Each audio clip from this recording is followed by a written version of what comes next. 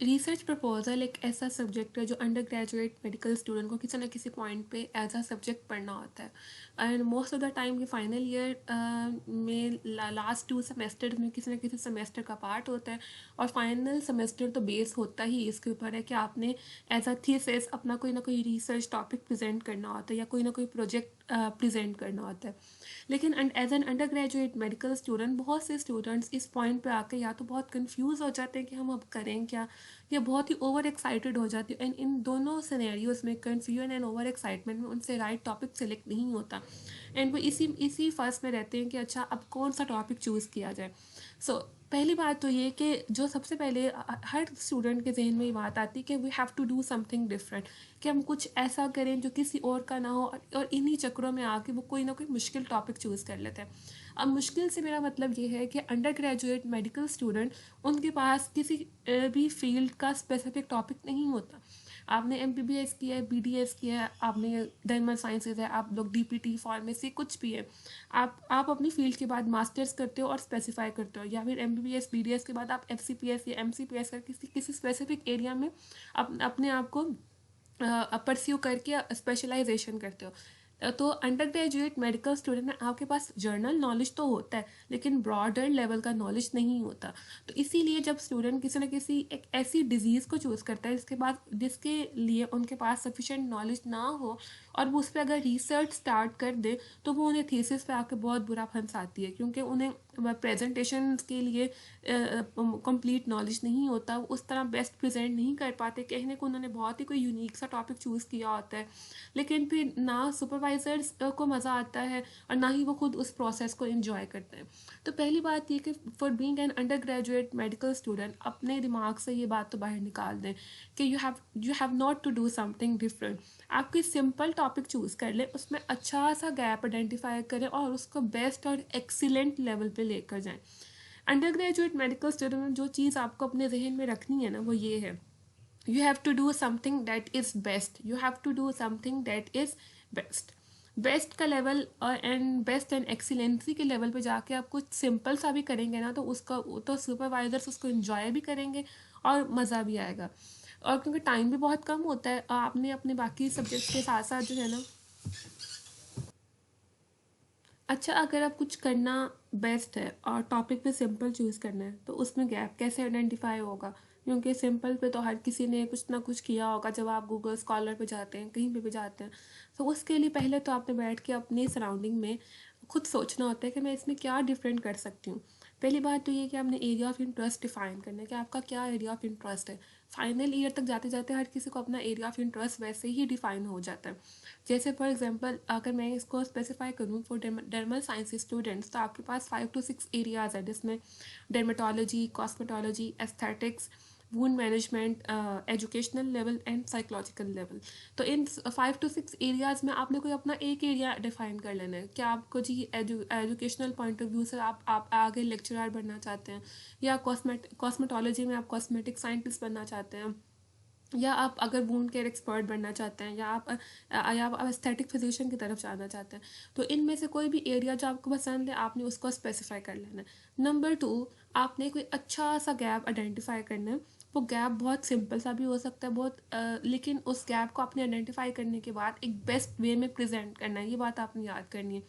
बहुत पॉइंट पे आपको लगेगा यार ये तो इतना सिंपल सा है, या ये मैं क्यों कर रहा हूँ, और सारी इस तरह की क्वेरीज माइंड में आएंगी।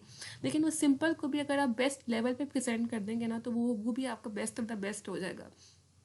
नंबर 3 पॉइंट है, आपके पास आपकी डिज़ायर पॉपुलेशन का होना बहुत ज़रूरी है।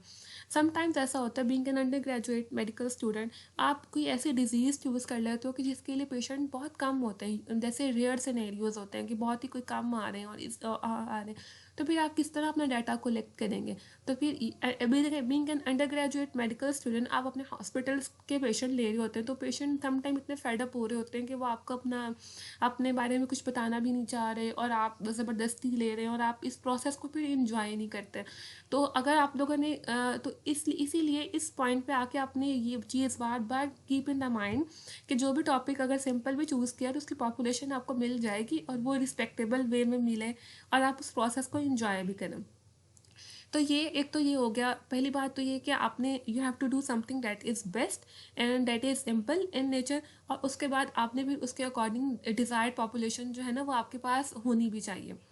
नंबर थर्ड, मैंने अपनी एक रिसर्च की थी और मैं उसकी एग्जांपल से इसको मोर स्पेसिफाई कर देती हूँ कि वंस अपॉन अ टाइम मैंने सोचा कि हम जो कहते हैं कि जी मुस्कुराना एक सुन्नत है, तो ये इसका किसी ने इस पर रिसर्च की हुई है कि अच्छा इस स्माइल का हमारी साइकोलॉजी पे क्या असर पड़ता है।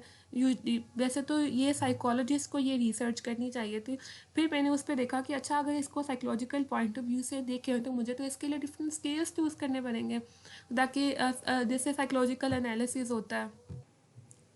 देन अब इसके बाद एक ये कन्फ्यूजन भी आती है कि अच्छा फिर स्केल्स यूज़ करने पड़ेंगे, आप साइकोलॉजिकल एनालिसिस कैसे करूँगी।